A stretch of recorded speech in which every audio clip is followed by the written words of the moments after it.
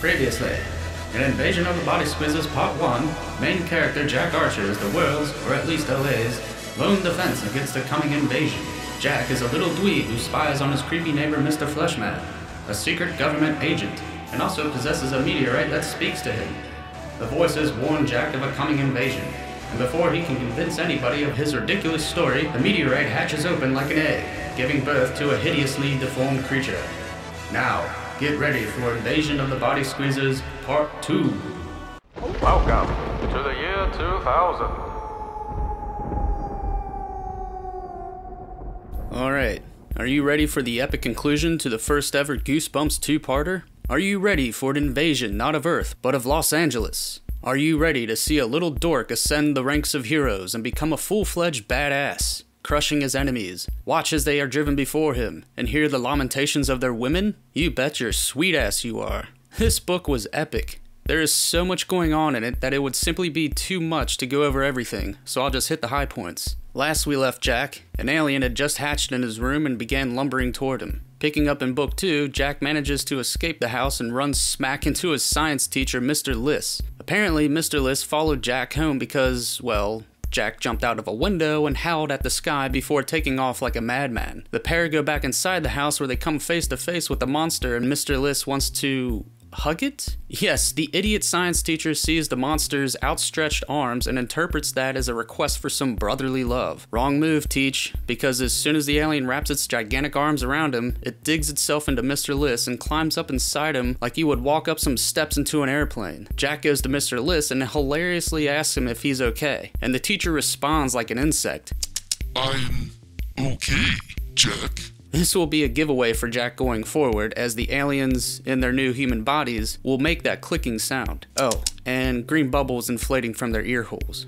Real gross. So anyway, Jack's mom comes home and sees nothing wrong with a strange man she had never seen before home alone with her son. Jack even tells her this man had followed him home. It was the 90s, people were more trusting then, I guess. So Mr. Liss leaves, and Jack heads for Mr. Fleshman's house for help. Fleshman is there and informs Jack that he is with a government agency called the Alien Detection Bureau. Yeah, real subtle. He also tells Jack to start a list of names of possessed people. First on that list is Jack's school principal, Mrs. Berkman, who nearly gets Jack when he goes to her office to warn her of the alien threat. Lucky for Jack, an assembly is scheduled to take place in the auditorium that day, featuring a pair of police officers. Surely the officers will believe Jack's story and Jack totally won't rush the stage screaming like a lunatic about alien invasions, right?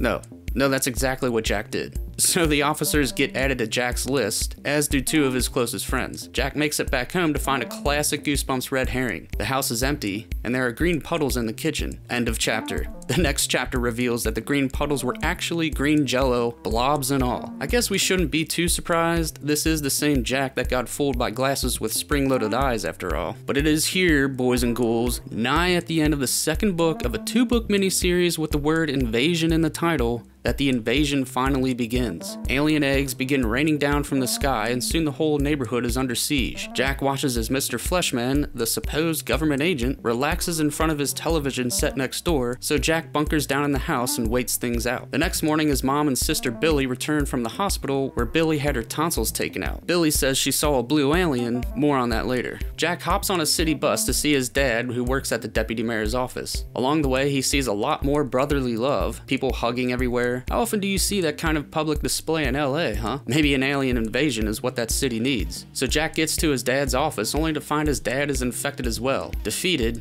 Jack lets the cold embrace of death sweep over him, until he knocks over a bottle of water, causing his dad and the deputy mayor, an alien as well, to flip out. So wait a minute. If these aliens are weak against water, why in the world would they inhabit a host that is made up of mostly water? Plot holes abound, but we don't have much time to dwell on that as we have made it to Jack's last stand. Jack makes it home just before all of LA converges on his house. Armed with key knowledge, Jack arms himself with a super soaker and sprays them down. The aliens laugh. Well, that's a weird response. Turns out it doesn't affect them at all. So why in the hell?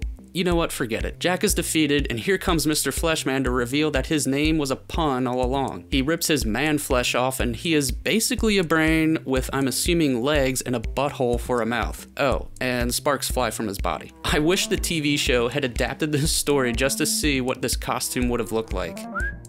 Yeah, something like that.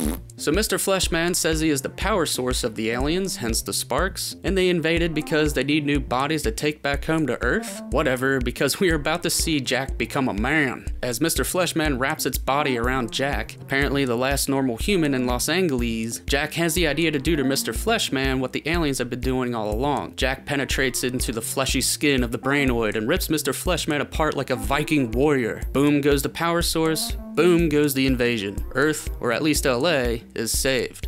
Or is it? Remember the blue alien? Turns out Billy wasn't fibbing for once, as there is actually a blue body squeezer up in her room, conveniently waiting for Jack to come up there before it can begin its reign of terror.